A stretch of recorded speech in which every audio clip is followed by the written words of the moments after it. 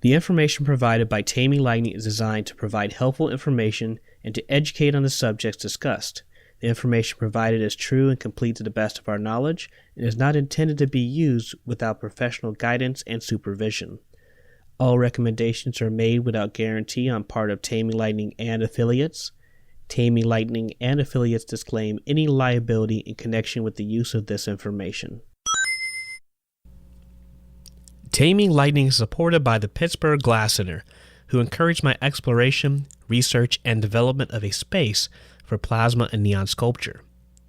The Pittsburgh Glass Center is a nonprofit, public access school, gallery, and state-of-the-art glass studio dedicated to teaching, creating, and promoting glass art. World-renowned artists come from all over to make glass art. People interested in learning more about glass come here to take classes, explore contemporary art gallery, and watch live glass demonstrations.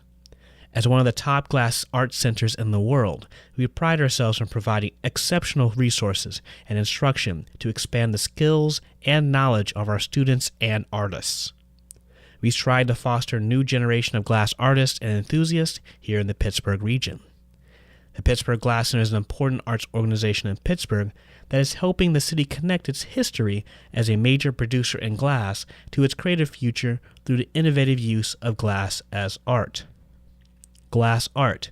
We teach it, we create it, we promote it. We support those who make it.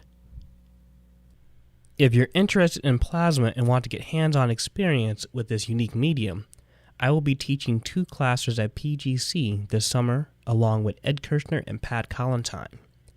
From June 22nd to the 26th of 2020, Ed and myself will run the Plasma Vessels Using Glass Solder class, where you can learn how to use the unique soldering technique to repurpose existing glass objects into beautiful plasma artworks. This class is open to all skill levels from beginner to expert. And from August 3rd through the 7th, with Pat, we will be teaching the class It's All About the Light, a class for beginners exploring and expanding ways to make vessels for plasma in the hot shop. A quick update on the workshops offered at Pittsburgh Glass Center this summer. Currently, the Ed Kirshner class, Plasma Vessels Using Glass Solder, is full, and the hot shop class, It's All About the Light, has 5 seats remaining. At the release of this episode, summer workshops are still set to run, and you may still register for those classes. Due to the COVID-19 pandemic, there are bound to be new updates as things progress. With this in mind, please hold off on booking your flights and hotels, and keep your eyes peeled for updates by visiting the website. For more information, please check us out on the web at www.pittsburghglasscenter.org or call our studio at 412-365-2145. Taming Lightning is affiliated with the Plasma Art Alliance, which formed in 2017 during the exhibition The Art of Plasma at MONA, the Museum of Neon Art. Their mission is to promote the illuminated plasma in glass as a sculptural art medium, foster public awareness for this art form through exhibitions, conferences, and educational outreach, and support the exchange of information related to techniques and technologies essential to the advancement of the field. PAA will serve the growing interest in this evolving art for the mutual benefit of artists, enthusiasts, and patrons. If you're interested or would like to join, you can find them on the web at www.plasmaartalliance.com. I'd like to mention a support option for Taming Lightning, which is Ko-fi. That's ko-fi.com/taminglightning. With this, you're basically donating or giving a tip at the cost of a $3 cup of coffee, based on how you think I'm doing, and if you like the project, it's nice and supported. Your donation goes directly to the podcast for means of assisting with audio equipment upgrades, billing or hosting, software and services used in processing the audio, and future travel and professional content. You are by no means obligated to donate, but any support, including commenting and sharing, is appreciated.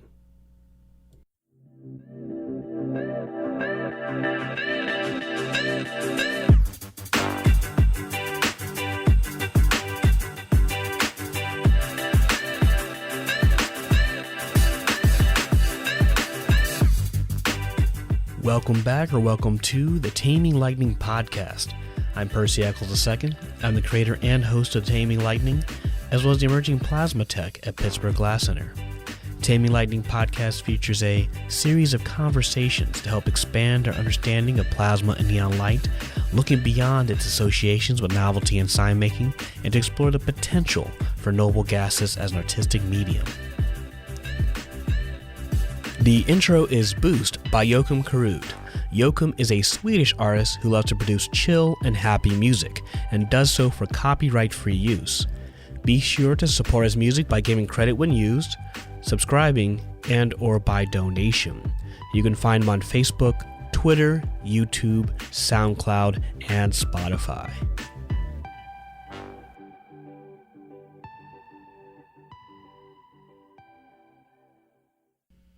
Hello, Lightning Tamers. This is episode number 23. In today's podcast, we have David Wilson, glassblower and owner of Atomic Solar for renewable solar energy. When it comes to neon, he was inspired by neon and furnace works of Paul Side, which he saw when visiting the Heller Gallery, which led to his first neon experience in 1993 as an assistant to Jacob Fishman at the Penland School of Craft. He also created the fluorescent glass called Glow Glass that is sold exclusively at Spruce Pine, which he had many years to play around with. So don't be shy to give him a ring or an email, whether it's about glass or perhaps a special project using solar energy. Let's just get started. All right. So thank you again, Dave, for coming on to the podcast here. I kind of heard about you before. I talked to your son who came through the Pittsburgh Glass Center, and then kind of connect with you. Maybe was that maybe like last year I called you? Yeah. Yeah, around that time. Would you mind giving us a bit of a brief introduction of your background and what you do today? Sure. Well, I started as a hot glass person, and one day on a trip to New York City, we were just walking around the village and stumbled across the Heller Gallery. Mm-hmm. There was some work in there that I had helped make when I was an apprentice with Billy Bernstein in North Carolina, and so we stepped in, and that was the first time I saw a neon hot glass piece. It was some of Paul Side's radio frequency wireless pieces. So with that in my mind, I thought, well, gee, I really need to do this, and probably wasn't till about 10 years later that I noticed the Penland catalog. Penland School of Crafts is near where I live, and they were offering a neon class. Since I really didn't know anything about neon, I just called up the instructor, who was Jake Fishman, and I pleaded with him to let me into the class as his assistant. So he asked what I knew about neon, and I said, well, I don't know anything about neon. He said, well, what do you do? He said, I'm a glass blower. He said, well, I love glass blowers, so sure, you can be my assistant. So that's how I got into Jake Fishman's class, but of course I had a secret agenda. I brought some, hot glass vessels up, told Jake, I want to put lightning bolts in here. He said, just calm down. We'll get to that after a few days. So that was more a traditional neon class. It was the first one at Penland. I think it was 92 or 93. And that's when I got involved with neon, thanks in great part to Jake and his letting a young kid with no experience be part of his class. Awesome. Yeah, interesting that Paul Side was kind of a start to your interest in what neon and blown glasswork could be. I recently got in contact with him through, first I contacted Heller, then Scott Jacobson, and very soon I'll be able to have him on the podcast. Right now he's kind of thinking about it. He's kind of taken a big break from the art world recently, over the last decade or so, after losing a studio. I don't know if you heard about that. No, what happened? Well, it turned out that his studio kind of got blown up when someone below him was putting in new heating, and like he lost a lot of his work and a lot of his equipment in that explosion. Oh dear goodness. Yeah, and it kind of just devastated him a bit. So he ended up just moving and kind of not doing glass anymore or neon. Well, that's unfortunate for sure. I hope Yeah. that doesn't happen to me. Just don't let anyone install anything under your building, and without proper regulation, you're good to go. Yeah, right. Well. Oh man, that's a scary situation for sure. But luckily, no one was hurt. Mm-hmm. Well, no, it was very fortuitous. Like I say, I was just walking around New York and stumbled across the gallery, and like I said, it took me 10 years to actually get into a neon class, but it happened, and that was definitely the inspiration. And then, So, I mean, from there, did you continue to work with Jacob and doing neon? Is that something that you continue to practice with? well, so that first class at Penland, like I say, it was a traditional neon class for the most part. And of course, he helped me, do some small plasma experiments there. He had a bottle of a xenon with him. This was back in the day. We were using glass flasks and stuff, Mm-hmm. so we weren't pumping any high pressures or anything.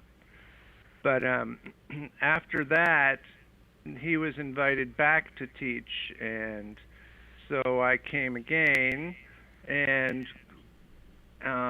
that was probably 94, was the second year of neon classes. They were pretty popular, so the school kept inviting us back because we were selling all the spots.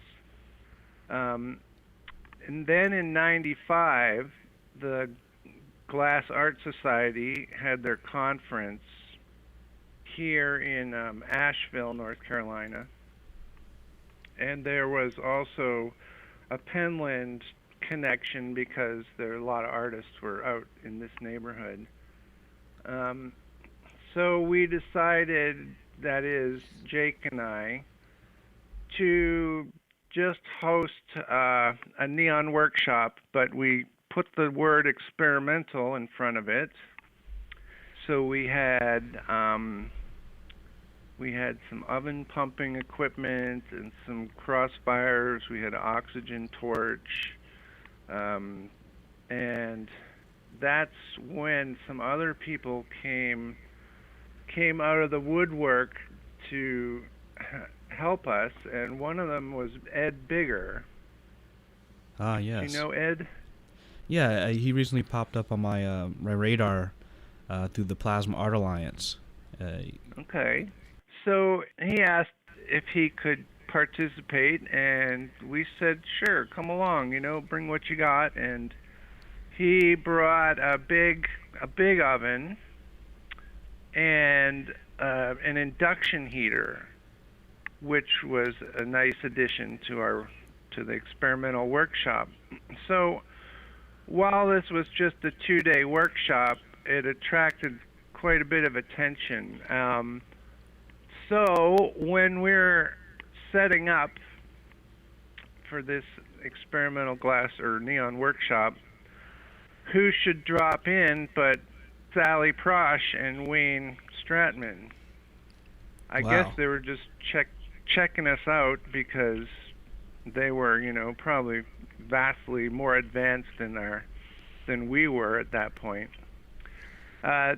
So they came in and showed us some slides and blew our minds basically with their glassworking skills.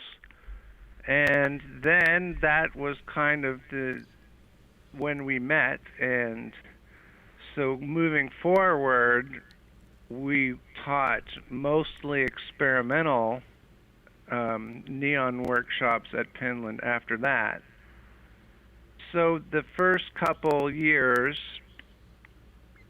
at Penland, we were teaching with myself as the hot glass person, Jake Fishman as the neon guy, and Sally as the flame worker.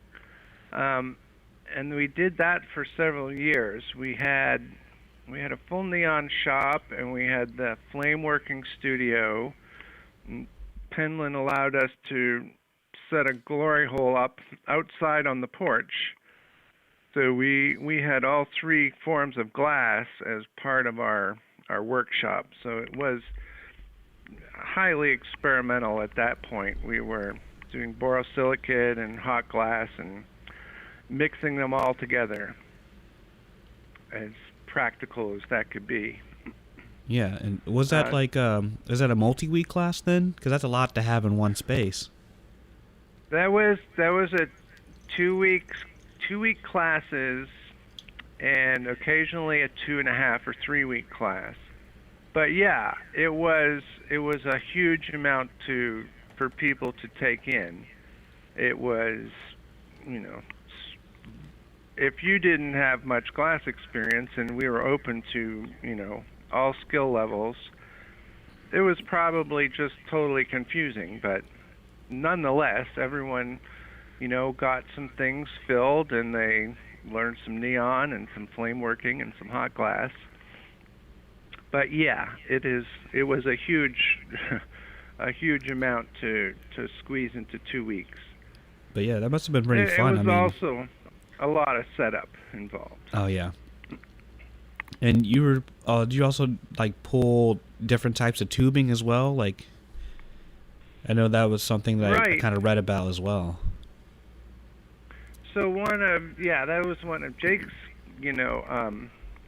requests of me. He was like, there's, you can make handmade tubing, and I said, well, okay. And he said, well, make me some gold ruby with a square cross section. And it was like, okay. And so we started making some custom tubing, things that you couldn't really purchase from a neon supply house.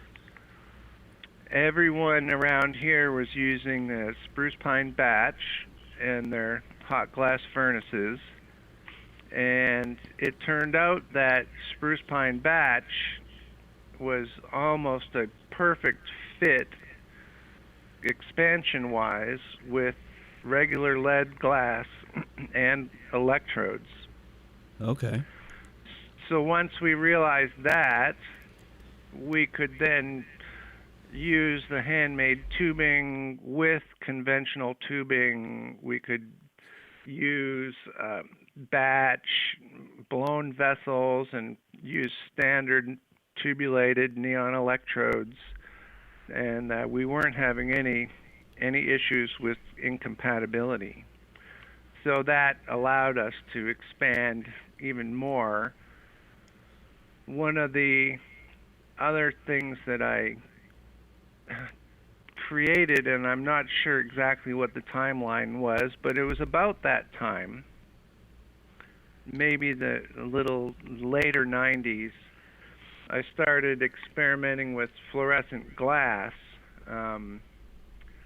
Interestingly enough, my first experiment, I took red phosphor for coating tubes, neon tubes, and I just dumped it in with some batch and melted it, and I got a beautiful fluorescent glass, which is pretty clear but is reactive under ultraviolet.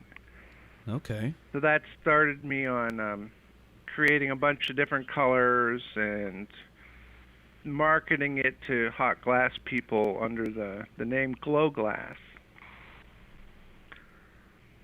And is that what the glow glass came through from spruce pine?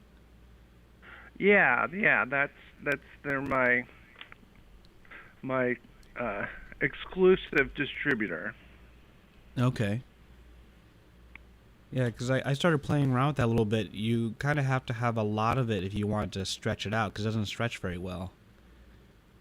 No, it's a pretty subtle effect and requires extra dark, setting or a shadow box or something to really fully appreciate it. It's spectacular in the dark, but it's pretty hard to get galleries and stuff to turn Right. off all their lights unless it's a dedicated neon show. Even a neon show with a lot of conventional tubing there's so much ambient light in a room, it's hard to see the subtle effects of the fluorescence. But yes, I realize that it needs to be used in a pretty thick cross section. So I also produce a concentrate that people can melt their own pot of fluorescent glass so that they can blow solid fluorescent as Awesome. opposed to picking up a chunk and blowing it out really thin. Yeah. So one of the things that I was talking with a student that came to our class several weeks ago for the blow and glow class with Ed Kirshner. He was using the glow glass and had a hard time. I mean, this is distinctly with plasma, having a hard time getting enough UV to activate it. And one of the things that someone had thought about is, well, what if you used a black light coating or like phosphor in order to kind of enhance that wavelength? Is there something that you have kind of come up with or have an idea to help kind of do that with plasma? Because the plasma is not producing that high level of UV to really make it glow? Mostly how we get around that issue is get some neon blacklight tubing and make our own little compact black lights, install them in a shadow box so that they're just shining a lot of ultraviolet onto your piece. Okay. As well as activating it with plasma. Now, we've tried a lot, putting a little mercury in, and it lights it up, but it's pretty subtle. Uh-huh.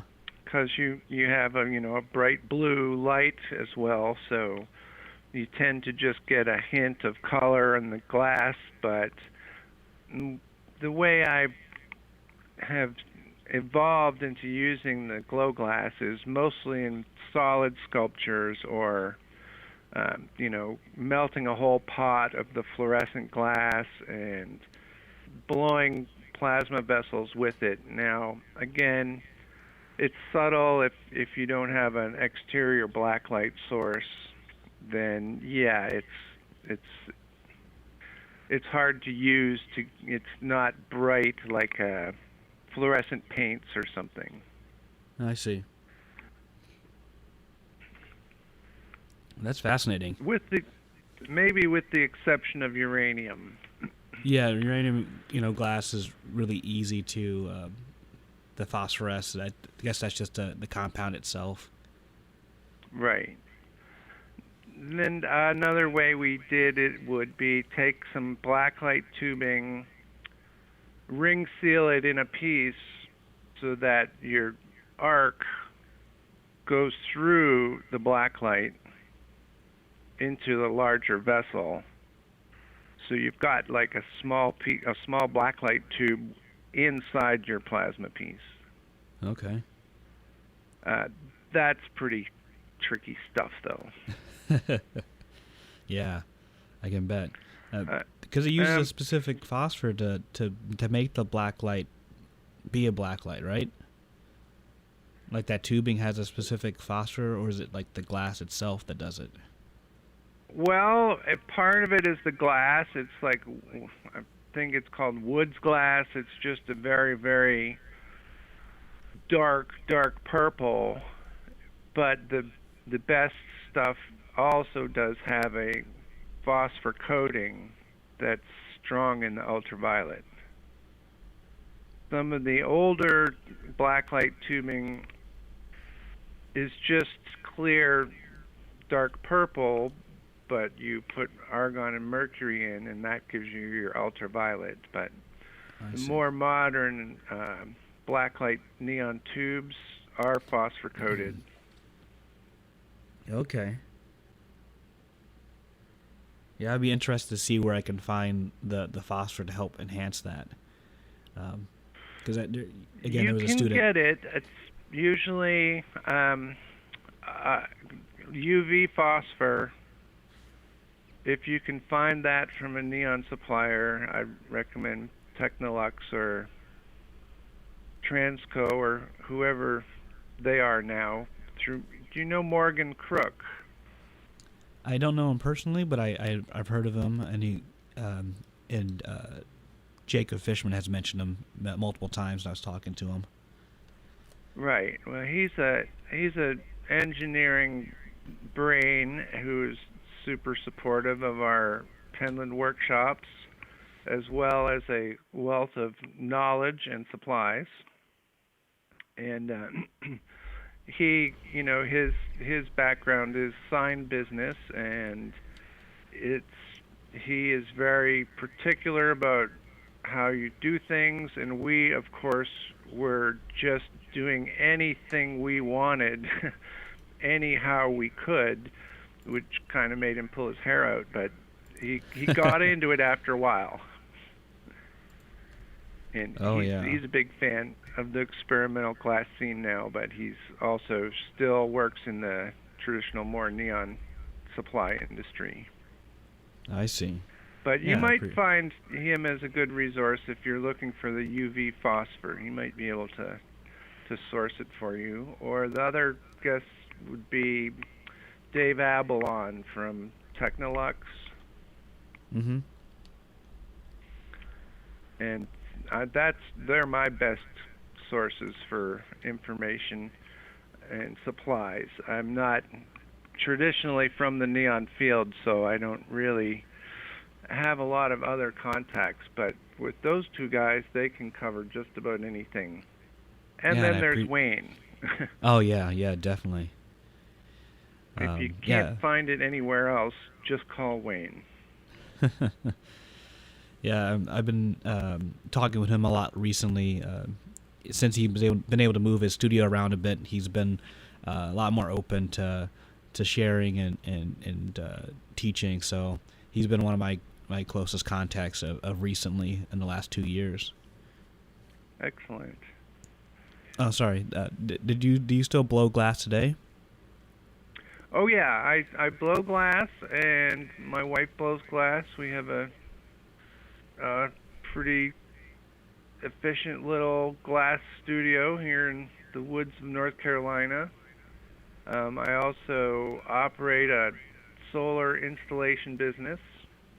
We do photovoltaics and hot water type systems as well. All related with glass, being that solar panels are silica, and they help absolve my energy guilt from having a glass studio. And have you used these other ways to energy sources in your studio as updates or to power your home or anything like that? My house is off-grid electrically for 20 years. So my solar panels charge our batteries, and we run off the grid.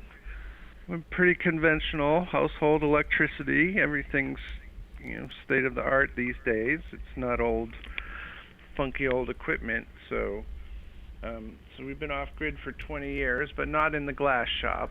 It's just not quite practical cost-wise to run annealers or electric furnaces on a smaller scale. It might work better on a larger scale with a school or somebody I who see. can access some big dollars through grants.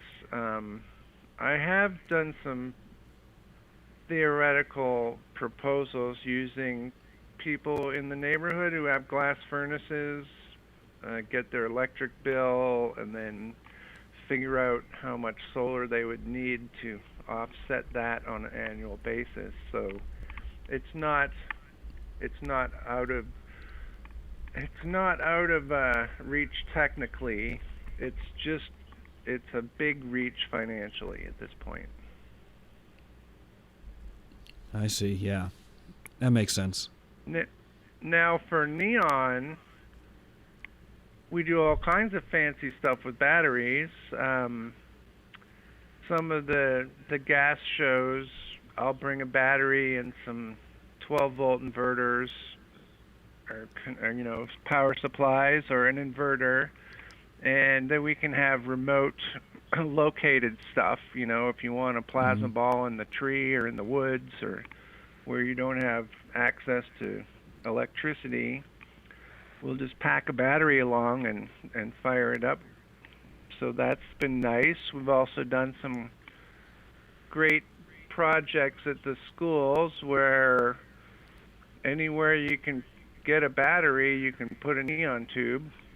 And so that's been a lot of fun. We put them on wagons and have the whole class carry a tube and wire them all together and do little coordinated neon dances while we roll the wagon around campus and stuff. So including batteries allows you to have a lot of fun. Oh yeah, and yeah, I've been thinking about doing some outdoor work with plasma, and that's something that I've been thinking about in the long run when I kind of figure out how to do what I'm doing a little bit more efficiently. Well, anytime you need to design the solar end of it, let me know, and I'll just definitely hook you up. And I'll definitely keep you in mind on that. Do you play around with plasma as of recently, or not really? I've been. It's not a major source of work for me or income, but I do teach workshops. I'm sometimes visiting artists at more conventional neon workshops, just as here's a guy who does stuff differently, and we do some tube pulling demonstrations and that sort of thing. I do have a pretty well equipped neon studio here that's basically designed for plasma and oven pumping, but it is not up and running all the time. I see. But I love the teaching, and we always so let me go back a little. After the first few experimental workshops at Penland, we were thinking, wow, this is so much work for 2 weeks. We should teach a longer course. So we did teach a couple concentration classes that were 4 weeks or 8 weeks, but that turned out to be kind of a lot harder to fit into the rest of our live schedule. So I think we taught 2 concentrations and then decided that was that was almost too much. So yeah, anyway, that's a lot of time. It's a long time, believe me. In our 8-week class, we had the entire hot shop, the entire flame studio, and a big neon shop as well. We pumped over 1,000 pieces in 8 weeks. We had some super competent people, and it was the stuff that came out of that workshop was just amazing. That's incredible. Have you? That's a lot of do you pieces. know the? Yeah. Do you know the Plasmarama video? Yeah, Sally had shared that with me 1,000 times. She loves sharing that video. Oh, that's good. I haven't seen it in ages, but it is good. That was I mean, it looked like a lot of back fun. in the early days. Yeah, Jacob and Sally has always talked about you quite fondly. Well, and me them. We always thought that it would be the most fun to just have all of us teachers and have a more of a symposium rather than like a sharing symposium of established experimental neon people, as opposed to trying to teach it to just regular students off the street. But we've never really been able to figure out where or how to fund that kind of a project. I see.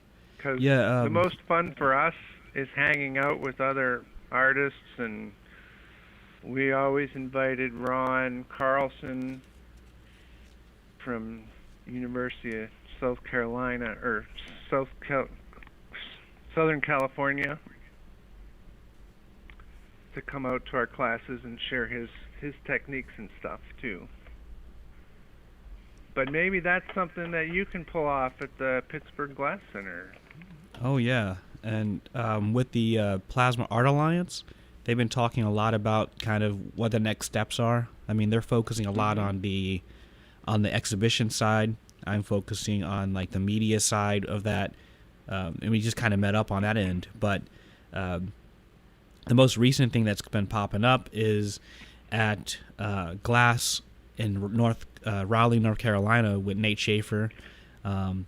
They're having a little plasma get together kind of thing, very similar to what you're talking about. It's a small get together, and then so your idea that of trying to create this bigger get together, this so-called kind of like a plasma get together, plasma symposium type of thing for art or whatever it may be.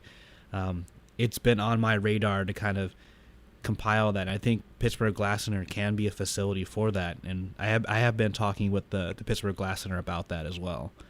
So what's super this exciting. organization you've mentioned a couple of times, the Plasma?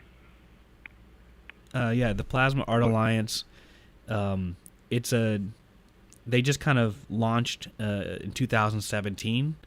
Wayne Stradman, Ed Kirshner were heading that whole idea. They want to create this collective, this community for plasma and people interested in it, as well as people interested in collecting that work. And nice. Well, and they have a website send me now. a link. Yeah, I will. Yeah, they have a website now called theplasmaartalliance.com. So it's kind of in the early stages, but so far we have like 75 members signed up. Excellent. I think there's definitely more people to reach out to, just to kind of get that awareness out. I've done 3-day workshops for people in their studios. I just usually need an extra day to set up equipment, but it would be better to have a little longer period of time. Like maybe what's your standard class at the Pittsburgh Glass Center? Well, when it comes to summer or spring intensives, they're typically a week long, 5 days. Right. And I could definitely do that. And that's been nice. A lot of people that came through for our, like facilities like us, they really like how we have a lot of time to get in the studio. So classes run from 9 a.m. to start up, where you have 3 hours of demo in the morning. After lunch, you have 1 p.m. to 10 p.m. to work for students. That can be sprinkled in with demonstrations and whatnot. So there's a lot of time in those days for students to work, especially in a public facility like the Glass Center. Right. So far we have We have a couple burners, ribbon burners. We have 6 of them, and then we have 6 5-cannon crossfires, and then like 2 just like crossfires like this. What do you call them? Just the 2-cannon crossfires. I'm not sure of the names here, but you got that here. The cannon fire, I yeah, think. Yeah. That would be it. Yeah. That's pretty well equipped. Do you also have hot glass access? Oh yeah. Yes. Because I am totally helpless on a crossfire. I can work on with a hand torch, but my skills on the crossfire are pretty sad. That's why we like to team teach with Jake and Sally, because we have all the different glass areas covered. Yeah. But I'm sure there's other neon folks and other flame workers that we could convince to come along. Oh yeah. It'll be interesting. Stopped encouraging us because they've gone from having more than one teacher to pretty specifically having just one instructor for classes and 0 budget for visiting artists. So yeah, that's why we haven't taught there recently. However, I'm not ruling it out, but another location would be great. It sounds like you've really got some good plasma energy working up there at Pittsburgh. Yeah, and good support. I mean, I've been here in Pittsburgh for 3 years now. Starting here for that 1 year with the apprenticeship, and they're always there to help find some way to fund, the instructors I bring in, because it is a little expensive just to bring in instructors and have the equipment ready for the class. But they found ways to help create funding and help me write grants for any future projects. So we don't have the equipment all set up right now. We just have 1 ribbon burner and 1 cannon and 1 five cannon crossfire that's up and ready. So I don't. It may take us until 21 to have everything nice and running. But I'll put that in. I'll put in the back of their minds about a kind of a triple threat class in the hot shop, or a 2 instructor hot shop class for 21. That would be great. I mean, they're always the best classes, and we typically install something every day. Yeah. At least one thing, and sometimes it's gone by the morning because we didn't have permission in the first place. But another thing to think about along those lines is having a show near the end of the class, plasma show that you can get all your students working, and that's usually it gets people really excited when they see a bunch of it in one place all lit up in the dark. Ah, yeah. Do you have gallery there at the school? We do. We have a gallery within the Glass Center. And it'll take a little bit of it'll take a little bit of a coordination to kind of line those things up, but it's definitely something I don't think they've considered yet to even try to kind of set up a end of the summer workshop gallery setup or exhibition, which could be really cool. But we do have a little conference space just to show work. Yeah, if you want to do like a show and tell, we have a space for that.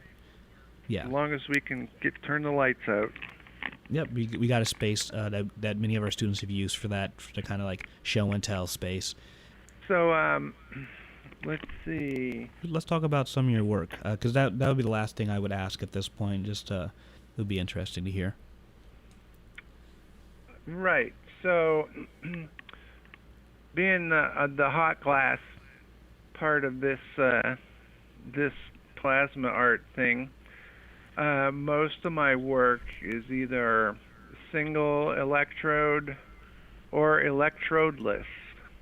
and sometimes it'll have one chamber with an electrode firing another chamber that's wireless. And that way we can get a couple different effects in one piece. Or sometimes there'll be 4 or 5 chambers, but the complexity of pumping and filling those things quickly gets out of hand. Mm-hmm. Yep. But we've mostly hand blown shapes, vessels, either wirelessly activated or single electrode, kind of amorphous and organic shapes, and using as much fluorescent glass as I can muster. Mm. I do primarily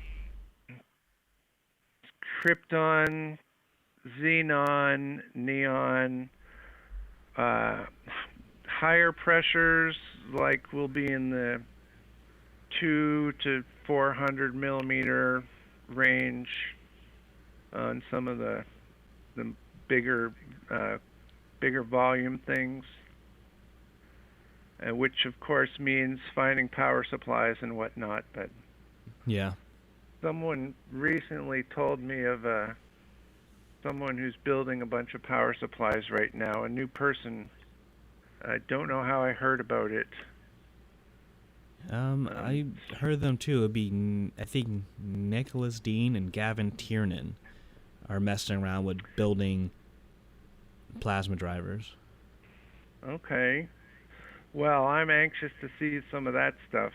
You know, Jake's son Arlo he gave me a plasma driver that he had built, and it was really good.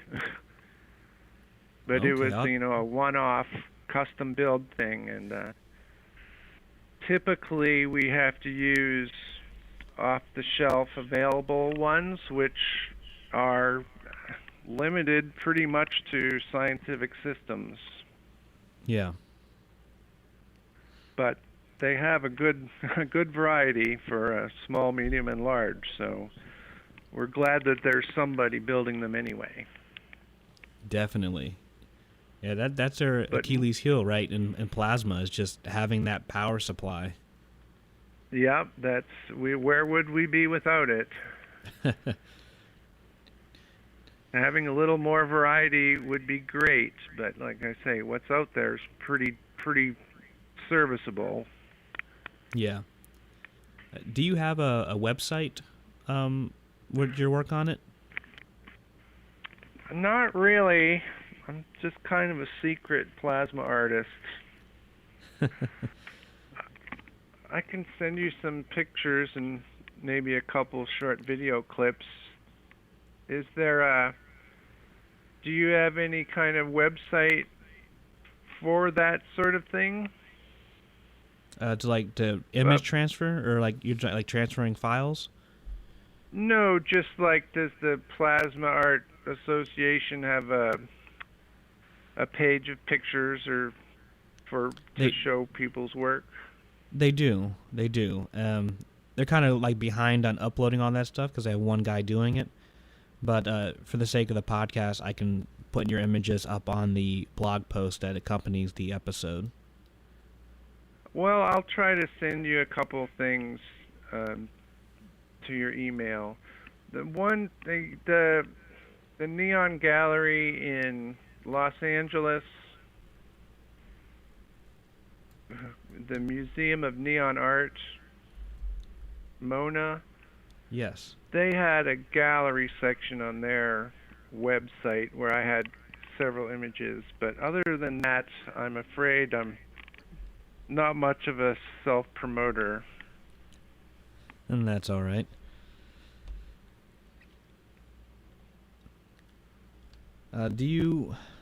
I wonder, are you on any of the social media? Because the group that, especially if it's Facebook, the group, we have a little Plasma Art Alliance Facebook group, and that's where we have a little bit of our discussions and sharings of people making new plasma transformers or drivers and things of that sort. And people sharing their work? I am afraid I am not on the social media, and I'm just don't have much energy That's all right. left over That's all right. to put into that kind of thing. But I'm glad to hear Plasma's getting the shot in the arm, and largely due to your efforts. So I appreciate what you are doing. Oh, thank you. And I appreciate And you, spending the time to talk and be part of the conversation. Yeah, well, I'm more than willing to support any efforts you that come up, and symposiums and workshops and stuff. You just always run it by me. And if you get any plans like that, I'll do what I can to participate or be part of it. All right. Again, thank you for being on the podcast, Mr. Dave. I'll keep in contact with you. I'll send you information through the email about the Plasma Art Alliance and the Nate Schaefer studio in Raleigh. The outro is The Process by Lakey Inspired. Jordan, aka Lakey, is a Los Angeles-based artist with the goal of inspiring others to create by sharing positive music around the world. Thus, he works hard to produce music every week for copyright-free use. So be sure to support his music by giving credit when used, subscribing, and or by donation via Patreon. You can find him on Instagram, YouTube, SoundCloud, and Spotify. Thank you for listening to the Taming Lightning podcast. I'd like to thank David Wilson for taking the time to record for the podcast. His work is not easy to find, so it was a pleasure to learn more about him. It's also nice to have someone to reach out to in regards to my interest in fluorescent glass and its use in plasma, but also a resource for powering outdoor public sculptures. In addition, I'd like to thank the Pittsburgh Glass Center for supporting me as a place of research and inspiration, as well as encouraging me to pursue this project, and the Plasma Art Alliance, where I have access to a well of knowledge and connects me to some amazing people. If you'd like to support Taming Lightning, subscribe to the newsletter on www.taminglightning.net or follow on Instagram @taminglightning. Other options for support are donation through Ko-fi, spelled ko-fi.com/taminglightning, where you can donate for the price of a $3 cup of coffee. Links will be provided in the show notes, so feel free to share, comment, and subscribe, and I'll see you next time.